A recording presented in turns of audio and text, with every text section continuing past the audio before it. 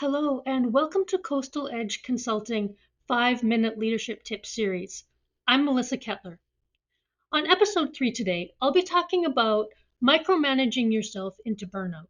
Yes, today's leadership trap is one I see all the time. Actually, it's something I've experienced for myself as well. Micromanaging yourself straight into burnout. Here's how it usually starts. You step into a leadership role, and suddenly you feel the weight of responsibility. You think, if something goes wrong, it's on me. It's my reputation at stake. So what do? You make sure nothing goes wrong by approving every single detail, checking every draft, sitting in on every meeting, signing off on every decision, big or small. At first, this feels responsible. It feels like you're proving you can handle the job.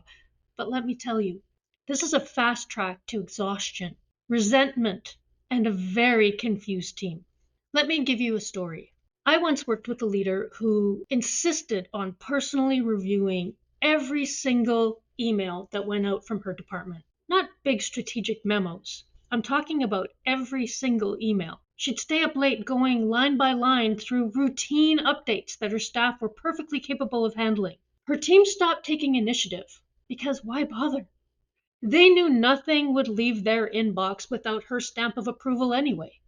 Deadlines slipped, her workload exploded, and she ended up exhausted, frustrated, and completely burnt out. And the worst part? Her team lost confidence in themselves because she never gave them room to step up. That's what micromanaging does. It tells your team, I don't trust you. And when people feel distrusted, when they feel not capable, they either stop trying or they stop caring. Neither outcome is good for you. So here's the shift. Delegation is not laziness, it's leadership. When you delegate, it's not dumping your work on someone else. You're giving them the opportunity to grow, the opportunity to learn, and to take some ownership. They actually become more invested. Delegation builds capacity in your team, which frees you up to focus on the things only you can do. Plus, you might be surprised at how much insight, expertise, and creativity can come from your direct reports. So how do you start letting go without panicking? Well, tip number 1, match responsibility with readiness. Don't hand over mission critical tasks to someone brand new. Start with things that stretch people just enough and build from there.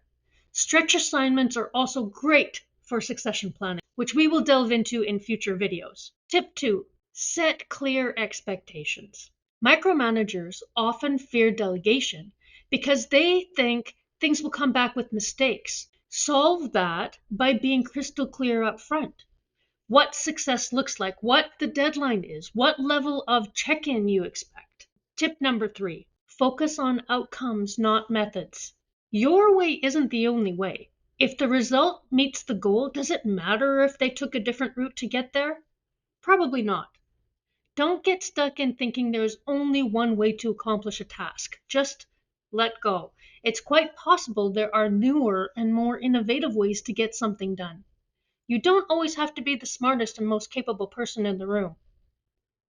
When you lead this way, you gain something priceless: capacity.